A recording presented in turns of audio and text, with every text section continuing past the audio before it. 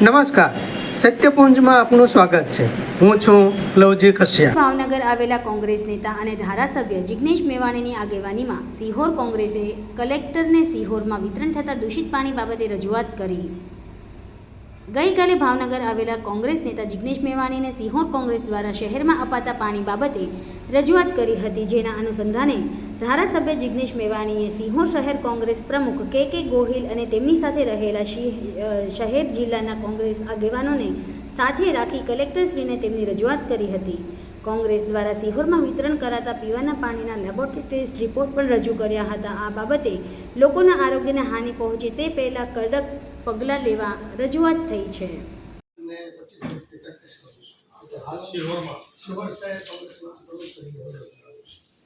હવે 12મા મહિનામાં અરજી કરી હતી, એમાં દૂષિત પાણી આવે છે શિહોર.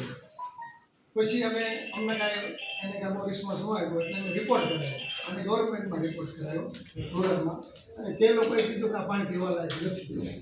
પછી એ રિપોર્ટમાં એવું આવ્યું કે 5 MNP હોય તો જ પાણી પીવા લાયક હોય. આ 16 MNP છે એટલે પીવા વાપરવા લાયક નહીં, પણ પીવા લાયક એકનો ઉપયોગ કરી શકાય એમ નથી. આ ગવર્મેન્ટનો રિપોર્ટ. આમ છતાં હજી 9 મહિના થઈ ગયા છતાં આવું પાણી વિતરણ કરે છે, અને અમે વારંવાર રજૂઆત કરી હોય પત્ર લખ્યો છતાં કોઈ ધ્યાનમાં લેવામાં આવતું નથી. અને દૂષિત પાણી બાબતે લોકોના જીવન સાથે છેડા થઈ રહ્યા છે. અને શિહોરમાં પાણી રેગ્યુલર આવે છે કે 10 દિવસે આવે છે? 5 દિવસ 7 10 દિવસે આવે છે. પછી હું આ વરસાદ પડે એટલે 5 ગામની ગટરનું પાણી અમારા ગોતમેશ્વર તળાવમાં ભળે છે. એના તમને વિડીયો અને ફોટા લઈને તમને હું આપીશ. 5 ગામનું પાણી, જે પાણી પીવા માટે ગોતમેશ્વર તળાવ છે એમાં 5 ગામનું પાણી આવે છે એમ. અને એ પાણી અમારે શિહોરને સપ્લાય થાય. ચલો. અને અમારું ફિલ્ટર પાણી પણ બંધ છે. 8 કરોડના. પછી સાહેબ બીજું એક હજી એક છે કે આ કેશવનગર છે, એ લોકોને તકલીફ એવી છે કે કોઈ પણ પ્રકારની પ્રાથમિક સુવિધા નથી. તો આર્ટિકલ 38 અને 47 મુજબ બંધારણમાં જોગવાઈ છે કે ત્યાં પ્રાથમિક સુવિધા નગરપાલિકાએ આપવી જોઈએ. હાલની તારીખમાં બહેનો બહાર એને જવું પડે છે કુદરતી બાબતે. વોર્ડ નંબર 9 માં. હા, વોર્ડ નંબર કેશવનગર. અને 400 જેટલા લોકો રહે છે, અને ગરીબ અને પસાર હોવાથી ત્યાં ભેદભાવને કારણે આ લોકો કોઈ સુવિધા આપતા નથી. ओके, चलो मैं करता हूँ ये दोनों केस में और सी से बात करते हैं. બધાની સહયોગ છે જે રહે છે તમારું. ठीक है ओके. आप આ બીજું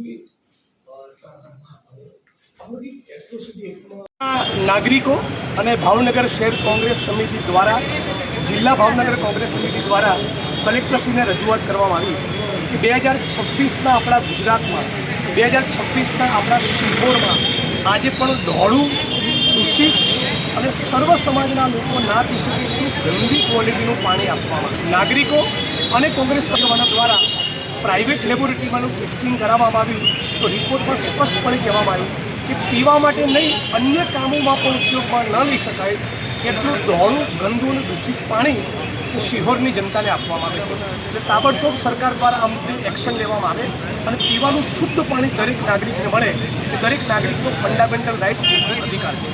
સાથોસાથ એટ્રોસિટી એક્ટના અમલીકરણ બાબતે મામલતદાર, પ્રાંત અધિકારી, કલેક્ટર, એસપી દ્વારા સ્થળ ખરાઈ કરવાની હોય છે કે પીડિતને જાનમાલનું કેટલું નુકસાન થયું, અને rape, gangrape, murder, attempt to murder જેવા ગંભીર કિસ્સાઓમાં ઈંટોનો ભઠ્ઠો, સ્ટોનની કોરી, સરકારી નોકરી અને ખેતીની જમીન આપવાની જોગવાઈ છે. આ પ્રમાણેની કામગીરી ભાવનગર અને અન્ય જિલ્લાઓમાં ગુજરાતમાં નથી થતી. તો આ બાબતે પણ એક નવો જિલ્લો ભાવનગર કલેક્ટર તંત્ર દ્વારા પાર પાડવામાં આવે.